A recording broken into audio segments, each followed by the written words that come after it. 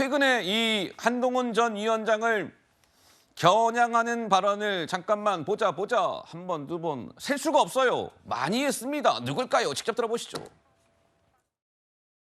윤석열 정부 들어와서 듣보잡들이 너무 설쳐요.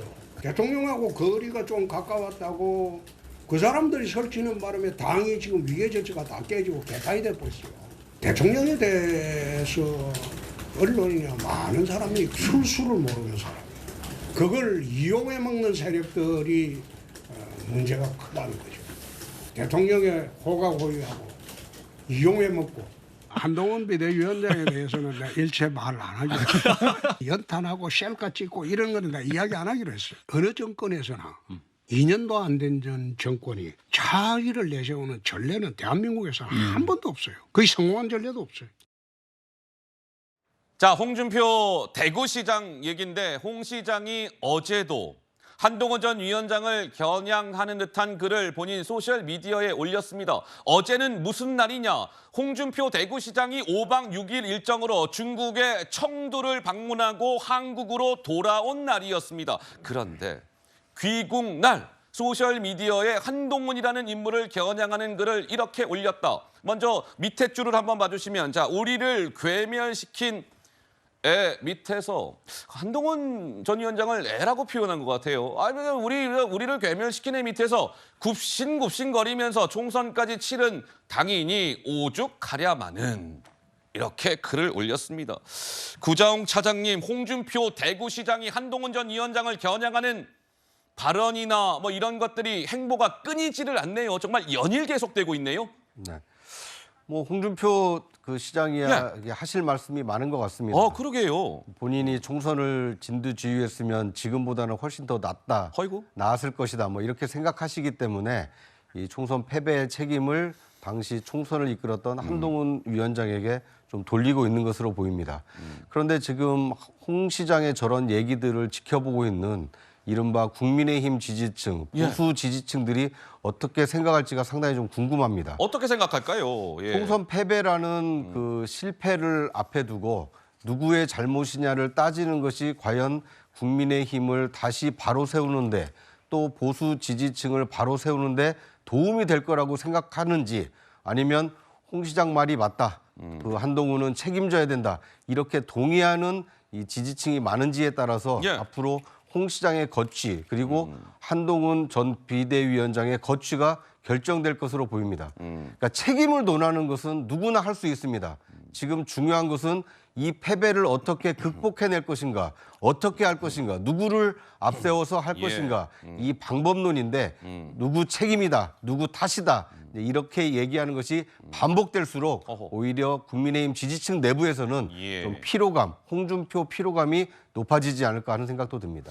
최근에 아무튼 이 특징 중에 하나는 홍준표 대구시장은 말 그대로 대구의 시정을 이끄는 대구시장인데 이 뭔가 중앙 정치권 무대에서 홍준표라는 이른 석자가 쓰여진 기사들이 부쩍 자주 이렇게 볼 수가 있는 상황입니다. 자, 그런데요. 이 홍준표 대구시장과 관련해서 아까 조금 전에 우리가 처음으로 목소리를 들었던 그 인물은 홍준표 대구시장이 아마도요. 한동훈이라는 인물이 이렇게 몸을 풀면 홍준표 시장은 이렇게 움직일 겁니다라고 예측했습니다. 들어보시죠. 이철규 의원이 원내대표가 되고 한동훈 전 위원장이 전당대회에 뜻이 있고 이러면은 이 아주 묘한 상황이 연출될 가능성이 있는 거 아닙니까? 그렇죠. 국민의힘은 심각한 그 내분 위기에 처할 것입니다. 그런 뜻에서 그런 걸 방지하기 위해서 경우에 따라서는 홍준표 대구시장께서 당대표로 출마하시는 것도 그런 가능성도 없지는 않을 거 아니겠습니까? 홍준표 시장이 출마한다고요? 전당대회가 조금 시간이 지나서 이루어진다 그러면은 한동훈 위원장을 상대할 수 있는 그 분이 과연 국민의힘 당내에서 누가 있겠느냐? 홍준표 같은 분이 강한 어떤 여론의 그 지지를 받으면서 한동훈 위원장과 상대하는 것이 그런 그 시나리오를 제가 들은 적이 있습니다. 이번에는 이런 시나리오를 심평 제가 들은 적이 있습니다라고 얘기했는데 야, 이 시나리오대로 된다면은 되게 재밌는 얘기인데 지금 심평 변호사 주장은 이거예요. 만약에 한동훈이라는 인물이 전당대회에 출마를 하게 되면 한동훈 잡아라, 한동훈 잡아라. 그 대항마로 홍준표 대구시장이 전당대회에 출마할 겁니다. 그래서 한동훈을 상대하는 홍준표가 그런 시나리오가 있다는 것을 심평제가 들은 적이 있어요. 야, 이거 말만 들어도 굉장히 재밌는 흥미로운 포인트이기는 한데 우리 박성민 최고는 좀 어떻게 들으셨을까요? 글쎄요. 일단은 한동훈 전 비대위원장이 예. 당대표 출마의 의지가 어느 정도로 확고한지 전 좀 이 아하. 부분이 궁금하긴 합니다. 궁금해요. 왜냐하면 맞아요. 계속 심평 변호사는 굉장히 확신을 갖고 말씀하시는 것 같지만 아직 뭐 공식적인 입장이 나오고 있는 상황은 아니다 보니까 그러게요. 여기에 대해서 쉽사리 예단할 수 있는 상황도 아니고요. 예. 그리고 아마 이 새롭게 전당대회를 준비하는 비대위에서 전당대회 룰을 어떻게 수정하느냐 이 부분도 굉장히 중요할 것으로 보여집니다. 어허. 그래서 한동훈 전 비대위원장 같은 경우에는 등판하고 싶은 마음은 있을 것으로 생각이 되나 예. 아직까지는 판을 좀 지켜보고 있는 상황이 아닐까 싶어서 이분의 말을 다 신뢰하기는 좀 어려운 상황 물론 같다라는 그렇죠. 말씀을 네. 드리겠고요. 근데 만약에 한동훈 전 음. 비대위원장이 등판을 하는 게 확실시되면 예. 그때 정말 홍준표 시장께서 등판하실 수도 있는 건가라는 오. 생각은 있습니다. 왜냐하면 네네네. 공격의 수위가 사실은 심상치 않았고요. 하다못해 홍준표 아바타라도 나와서 한동훈 전 비대위원장을 예. 굉장히 강하게 공격하는 그 대립구도의 양상은 분명히 만들어지지 않을까. 오히려 이번 전당대회가 친윤 대 반윤의 싸움보다 친한 대 반한의 싸움이 될 수도 있다. 이런 생각이 듭니다. 자, 그런데요. 이런 상황에서 한동훈 위원장님 다시 돌아와 주세요. 저희들은 당신이 많이 보고 싶습니다. 라고 이야기하고 있는 사람들이 있습니다. 먼저 한동훈 전 위원장의 지난해 모습이군요. 지난해 11월의 모습들이 준비가 되어 있습니다. 먼저 확인해 보시죠. 장관님 여기 도토리 그려주시나요? 도토리? 네. 도토리 그냥 먹는 도토리가요? 네, 도토리. 이렇게 되는 거? 안녕하세요. 저희 그때 시험 치는 조카들 덕분에 시험을 마쳤습니다. 계속 그럽니다. 이게 지금 시간이 2시간 되고 2시간에 3시간 되고. 지금 치읓 물 정도. 그건 내가 뭔지 알아. 그거 하면 너무 욕먹어. 진짜요? 조심하세요. 이철 씨가.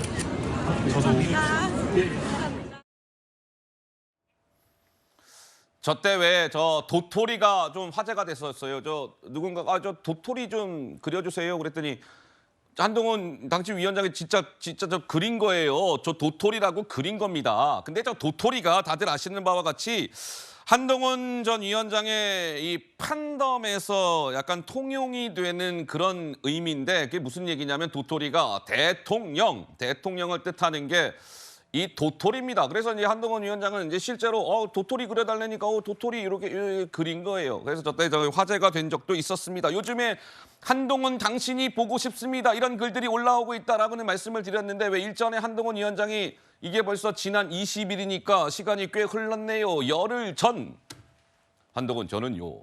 정교해지기 위해서 시간을 가지고 공부하고 성찰하겠습니다. 이런 글을 올리자 거기에 막 이 댓글들을 다른 건데 아이고야, 우리는 절망과 희망이라는 천국과 지옥을 왔다 갔다 합니다. 한동훈 위원장님 때문에 우리는 그만큼 한동훈 위원장을 바라보는 마음들이 간절합니다. 뭐 그런 내용입니다. 훈이 위원장의 귀환만을 기다리는 훈이 팬들은 밤낮없이 싸우고 있습니다. 당대표 출마하셔야지요.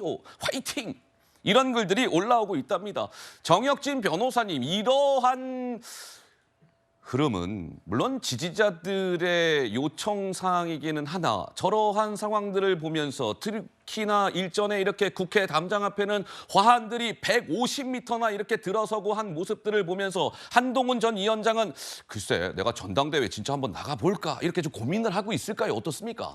150개가 아니고 150m인가요? 150m입니다. 아이고, 팬덤이 있는 건 당연하죠. 지금 팬덤은 당연히 있고 그다음에 이번 총선을 통해서 한동훈 비대위원장의 전 비대위원장에 대한 팬덤의 증감이 있었는지는 모르겠지만 어쨌든 지금까지도 강력한 그 누구보다도 강력한 팬덤이 있는 것은 명확한 것 같고요. 그런데 중요한 건 뭐냐면은 한동훈 비대위원장이 본인의 인생에 본인의 정치적 인생에 최종적인 목표가 무엇인가? 그다음에 그 목표를 달성하기 위해서 지금 무엇을 해야 하는가? 거기에 대해서 본인이 심사숙고해야 될 것 같고요. 그다음에 보다 구체적으로는 전당대회 시기, 심평 변호사 이야기한 것처럼 언제 전당대회 하느냐 이게 굉장히 민감하고 중요할 수 있고 더 중요한 건 뭐냐면요. 이번에 여당 대표를 선출하는 그 룰을 어떻게 설정할 것이냐. 이제 그 새로 비대위원장이 이제 지명이 됐으니까 그 과정에서 대표 선출 룰이 또 결정되지 않겠습니까? 그다음에 더 중요한 건 뭐냐면은 과연 지금 대통령과의 관계에 있어서 한동훈 전 비대위원장이 출마하는 것이 바람직한 것인가 이런 여러 가지 것들을 종합적으로 고려해서 결단을 해야 될 건데 그중에 어느 정도는 그렇게 큰 포션은 아니겠지만 이런 팬덤도 영향을 미칠 수 있을 것이 아닌가. 왜냐하면 한동훈 비대위원장도 감정 가진 사람이잖아요. 막 이렇게 띄워주는데 거기에 대해서 기분이 나쁠 사람은 별로 없을 것 같다. 저는 그런 생각은 듭니다. 잠깐만, 우리가 지난번에 제가 뭐 이런 비슷한 내용을 다루면서 패널분들 네 분께 한번 이렇게 즉흥적으로 여쭤본 적이 있었는데 우리 네 분 아니었죠? 네 분 아니었죠? 예, 그 뭐냐면 그 단순한 거예요.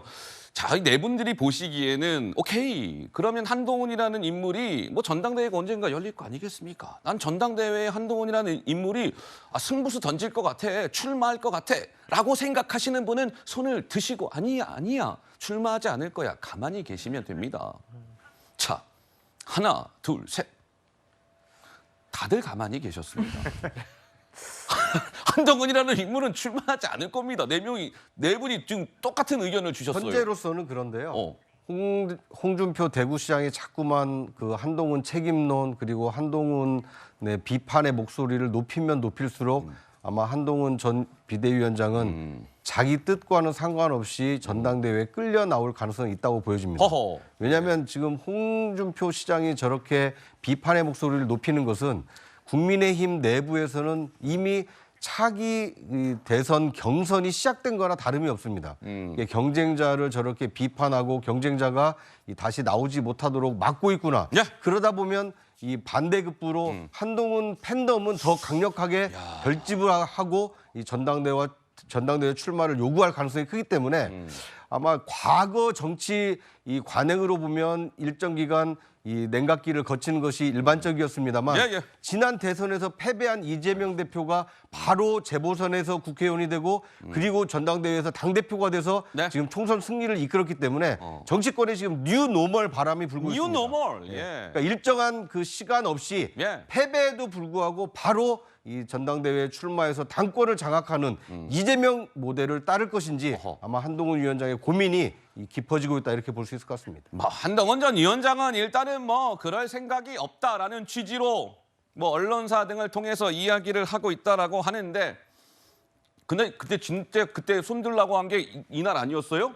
이날 아니었던 거 맞죠? 저희 4명 맞았습니다. 4명 맞았어요? 네. 근데 왜 아까 대답을 안 하셨습니까? 타이밍을 놓쳤습니다. 진짜 그날 맞았어요? 네. 이제 공교롭게도 제가 똑같은 질문을 드렸는데 이 네 분은 그때나 지금이나 생각이 똑같네요. 한동훈 위원장은 현재로서는 출마하지 않을 겁니다. 지켜보도록 하겠습니다.